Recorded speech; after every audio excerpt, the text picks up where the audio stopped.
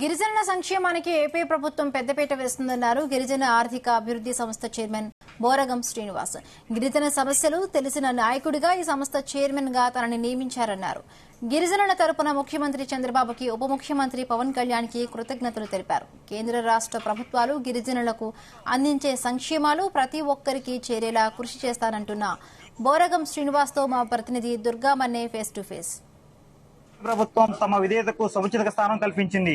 Party గెలుపు కోసం అదేవిధంగా పొత్తు ధర్మంలో భాగంగా తన సీటును కేటాయించి పార్టీ విజయానికి కృషి చేసిన పోలవరం టీడీపీ నేత బోరగం శ్రీనివాసులకు అధిష్టానం గిరిజన అభివృద్ధి సొసైటీ చైర్మన్ గా ప్రకటించింది. ప్రస్తుతం మనతో బోరగం శ్రీనివాస్ ఉన్నారు, మాట్లాడదాం.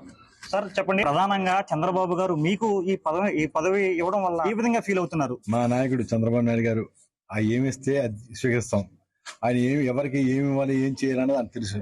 అలాగే లోకేష్ బాబు గారు కూడా అదే విధంగా మమ్మల్ని ఆదరించారు, గౌరవించారు. మాకు అదే రకంగా మా ఎంపీ గారు పుట్టా మహేష్ కుమార్ గారు కూడా మమ్మల్ని వెన్నుతట్టి వీళ్ళకి ఇవ్వాలి, కష్టపడాలి అని చెప్పి ఆయన కూడా గుర్తించి మన చంద్రబాబు నాయుడు గారికి దగ్గర తీసుకెళ్లి లోకేష్ బాబు గారితో చెప్పి అన్ని రకాలుగా మమ్మల్ని ఈ పదవి రావడానికి చాలా కృషి చేశారు. అదే రకంగా ఈ మా కార్యకర్తలు, అభిమానులు మొత్తం అందరూ ఏదైతే మా క్యాడర్ మొత్తం అందరినీ కూడా కాపాడుకోవాల్సిన బాధ్యత నాకు ఉంది. కాపాడుతాను ఖచ్చితంగా. వాళ్ళందరినీ కూడా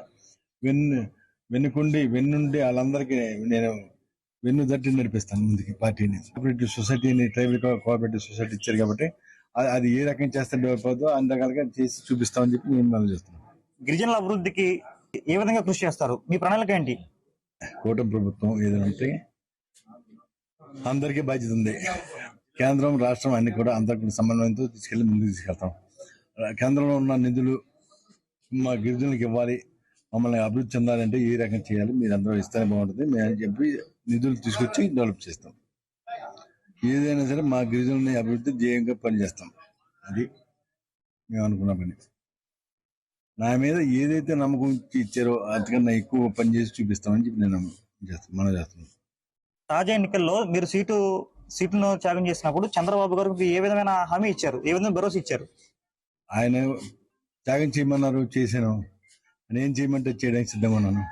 కష్టపడ్డాను. ఈ పని చేయమన్నారు, చేస్తున్నాను. ఈ పది ఇచ్చాను, తీసుకోమన్నారు, తీసుకున్నాను.